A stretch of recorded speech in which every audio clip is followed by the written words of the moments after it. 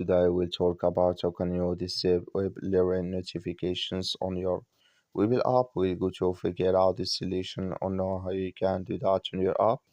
So you just follow these ways, then it's going to work with you. So all you have to do, you just click down here, you click here on menu down here, just click on it.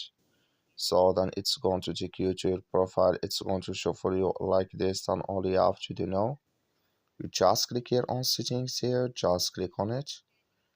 So then it's going to take you to this list. It's going to show for you like this. Then all you have to do now, you just click here on message settings here. You can to next step here. It's going to show for you like this. Click here on Webull here. So then you can to push notifications. Click here in this sign or this color.